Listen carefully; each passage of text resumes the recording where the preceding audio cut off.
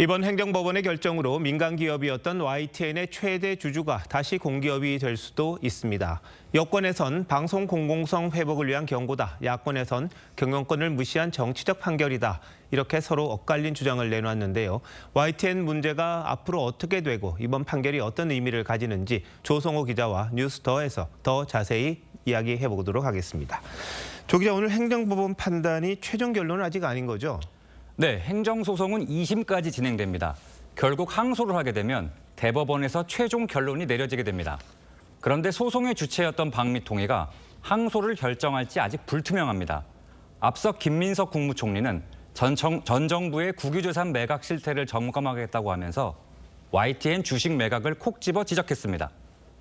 이 대통령 역시 국무회의에서 국유재산 매각 문제를 직접 챙기는 모습을 보였었죠. 국유재산 문제는 총리께서 챙기고 계시죠. 국유재산 헐값 매각한 거. 그거 정말 국기문란 행위 아닙니까? 자, 그런데 이런 상황에서 방미통위가 이 현 정부 기조에 반하는 결정 내리기는 쉽지 않아 보입니다. 그럴 겁니다. 다만 보통 항소 시한이 1심 판결일 기준으로 2주입니다.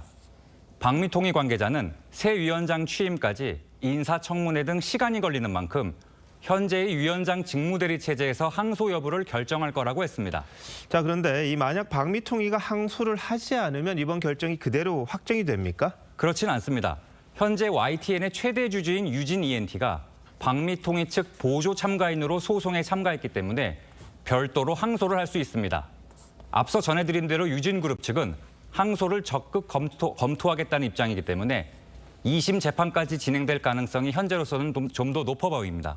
자, 그런데 YTN 문제는 그렇다 하더라도요. 이 오늘 법원 판결 핵심이 방통위 2인 체제의 문제점을 지적한 것 아닙니까? 그동안 그런데 2인 체제에서 안건 의결 상당히 많이 했었죠. 법적 근거가 흔들리게 된 것은 분명해 보입니다. 이 때문에 새로 출범한 방미통위 구성을 완료한 뒤 재의결 절차를 거치는 게 가장 확실한 방법입니다. 하지만 기존 2인 체제에서 의결된 안건이 130여 건이나 됩니다.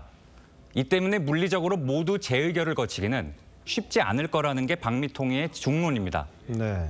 KBS 이사회의 법적 효력 등 이번 판결과 배치되는 법원의 판단이 이미 나온 사례도 있는 데다가 당시 의결에 불만을 품고 있던 일부 사업자들이 이번 판결을 계기로 소송을 제기할 경우 혼란이 불가피할 것으로 보입니다. 자, 그런데 이제 오늘 판결이 나와서 그런지 모르겠습니다만 김종철 방미통 위원장 후보를 이제 지명을 했습니다. 여러 가지 과제를 안게 된 상황인데 이번 인선에 대한 평가는 어떻습니까?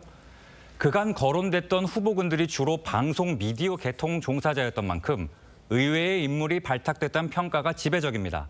김 지명자가 한국언론법학회에서 활동하긴 했지만 헌법학회와 국회 헌법개정특위 자문위원을 역임하는 등 헌법 전문가로 알려졌기 때문입니다. 김 지명자의 제자였던 한 정치권 인사는 정치적 색깔이 분명한 원리원칙주의자라며 이전의 위원장들과는 다른 업무 스타일을 보여줄 거라고 내다봤습니다. 다만 야권에선 정치적 성향이 강성 진보에 가깝다는 점 때문에 김 지명자가 결국 미디어 분야에서 전 정부 뒤집기에 총대를 맬 가능성이 있을 것이라는 시각도 적진 않습니다. 네, 이게 정권이 바뀔 때마다 방송 정책도 왔다 갔다 하는데 이번이 좀 마지막이었으면 싶네요. 조 기자, 잘 들었습니다.